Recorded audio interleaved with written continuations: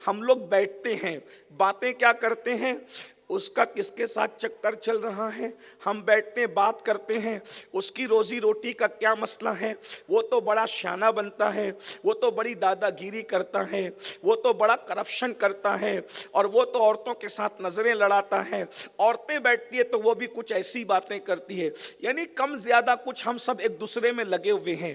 ایک بات میں آپ کو بتاؤں، اگر ہو سکے تو ایسا کیجئے، جب بھی بیٹھیے یا تو تجارت کی بات کیجئے یا تو کسی کو فائدہ پہنچانے کی بات کیجئے، اور کوشش کیجئے کہ کسی بھی محفل میں بیٹھیے تو علم پر ڈسکس کیے بغیر مت اٹھیے۔ کیا بات ہے، بہت علمی اچھی بات ہے۔ مسائل مثال کے طور پر، اور میں تو یہ کہتا ہوں کہ جاہلوں کے ساتھ بیٹھیے ہی مت۔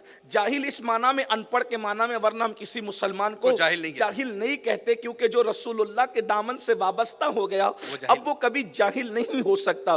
لیکن بات چلیں، ان پڑھوں کی صحبت میں مت بیٹھیے، چھوڑ دیجئے۔ اس کی وجہ یاد رکھنا، انسان جیسوں کی صحبت میں بیٹھتا ہے ویسے اس کا ذہن بنتا ہے، اس کا مائنڈ ویسے ہی بنتا ہے۔ آج آپ کو پتا ہے نشہ کیوں پرموٹ ہو رہا ہے؟ نشہ کرنے والوں کی صحبت کی وجہ سے۔ زنا کیوں پرموٹ ہو رہا ہے؟ زنا کرنے والوں کی صحبت کی وجہ سے۔ اور ایک بات میں آپ کو بتاؤں، اگر صحبت آپ کو نہیں بھی ملتی تو انٹرنیٹ پر آپ جس کو دیکھ رہے ہیں، بہت بڑی بات کہنے جا رہا ہوں، انٹرنیٹ پر آپ جس کو دیکھ رہے ہیں آپ گویا کہ اسی کی صحبت میں بیٹھتے ہیں۔ یعنی اگر زنا کرنے والوں کی فلمیں آپ دیکھ رہے ہیں تو آپ ان کی صحبت میں بیٹھنے والے ہو، اگر نشہ کرنے والوں کو دیکھ رہے ہو تو گویا آپ ان کی صحبت میں بیٹھنے والے ہو۔ اسی طرح اگر علماء کو دیکھ رہے ہو تو گویا آپ ان کی صحبت میں بیٹھنے والے ہو۔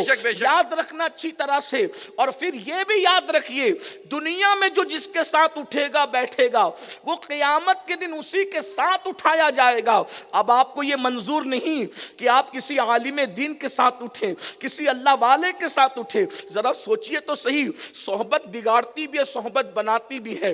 تو کوشش کیجئے علم والوں کے ساتھ، اور علم والوں میں بھی ان کے ساتھ بیٹھیے جو علمی مسائل پر ڈسکس کرتے ہیں۔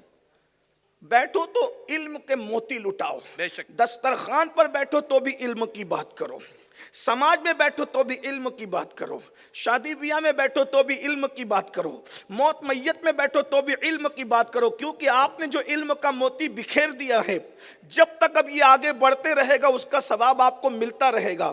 اور یہاں تک فرمایا کسی کو دین کی ایک بات سکھانا، کسی کو دین کی ایک بات سکھانا 70 سال کی عبادت سے بہتر ہے۔ کیا بات ہے، بالکل حق ہے، بالکل حق ہے۔